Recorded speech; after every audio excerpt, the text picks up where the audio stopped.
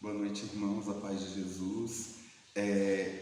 Hoje o grupo de oração na atividade de Nossa Senhora começa fazendo a partilha do livro de Lucas, do capítulo 1, né? Esse mês nós vamos estudá-lo, aprofundar naquilo que Deus quer revelar a cada um de nós por meio dessa sua santa palavra. O capítulo 1 de Lucas é um livro bastante conhecido, né? Tem uma narrativa extremamente forte, mística, mas que também é conhecida por todos nós, né? O primeiro capítulo, ele já começa trazendo, após o prólogo, da anunciação do nascimento de João Batista, né? E quando a gente pega e confronta essa narrativa, e eu sei que você também consegue compreender que o texto bíblico ele não é meramente uma literatura, mas ele traz nos seus gêneros contemplados uma profundidade de Deus que está para além do nosso conhecimento e percepção.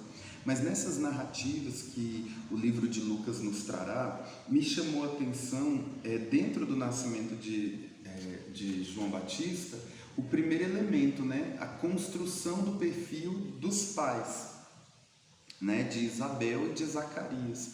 A retidão do caráter, a seriedade da conduta, tanto que atraiu a atenção de Deus o perfil daquele casal. Então, ali Deus já começa a nos dizer nesse capítulo de que quando temos uma retidão na nossa conduta, no nosso caminhar, isso atrai a atenção de Deus.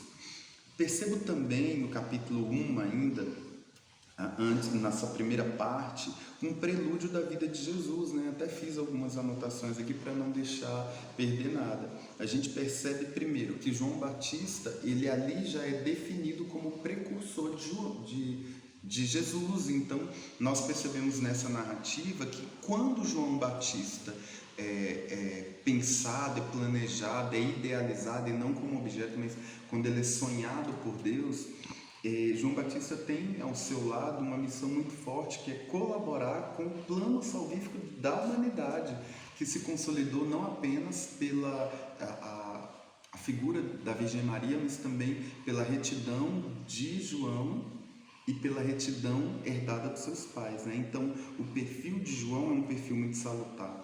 E por isso, olhando toda a história dele, não tem como nós não nos remetermos à própria história de Jesus, né? Então, a missão de João Batista fica muito salutar. E ainda falando sobre isso, sobre a questão do chamado, da missão e da construção da narrativa, a gente vê que o anjo anunciou a João Batista, o anjo anunciou aos pais de Jesus, de João Batista, que ele seria cheio do Espírito Santo, né? Então isso é algo muito interessante de ver, que João Batista já havia sido pensado como um homem cheio do batismo.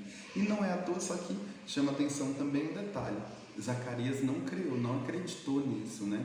E aí o confronto na narrativa, né? Nesse relato, a gente vai ver também que João Batista pode ser contraposto a recepção do anúncio do anjo, porque aqui nessa narrativa também a gente vê o anjo do Senhor anunciando mais de uma vez, né? Anuncia a Virgem Maria, depois, e também anuncia Zacarias, só que a gente vê duas posturas antagônicas, né? Enquanto Nossa Senhora ela não duvida, ela pede um pouco mais, ela questiona, ela quer saber um pouco mais de informação, justamente para assumir toda a responsabilidade do servir a Deus, né? Da missão que Deus queria fazer por ela. Já João Batista, ele, na verdade, ele pergunta, mas duvidando. Então, Nossa Senhora foi honrada pela fé, e João Batista, ele foi cuidado por Deus, mas ele também recebeu ali uma exortação. A língua enrolou e ele não falou porque, por um período, né, até que se completasse a gestação de Isabel, porque ele questiona, mas como aquele que não acredita naquilo que é plano de Deus, né? Então, acho que a gente precisa ter ao alcance dos nossos olhos, na virtude da fé, a questão de que muitas vezes, como pregadores, ou a gente crê naquilo, e muitas vezes crê, é desacreditar do ser humano, é olhar que você tem limitações, mas que Deus pode tudo, ou muitas vezes pode acontecer daquele que vai falar em nome de Deus se calar porque não acreditou naquela revelação divina. Então, para nós que somos pregadores, a gente precisa ter muito cuidado com isso, né? De não duvidar a ponto de não se calar, né? Para que não precisemos nos calar diante da verdade que Deus nos confia. E aí finalizo a minha fala falando do Magnífica, né? Que é o reconhecimento de Nossa Senhora, é a primazia do louvor, né?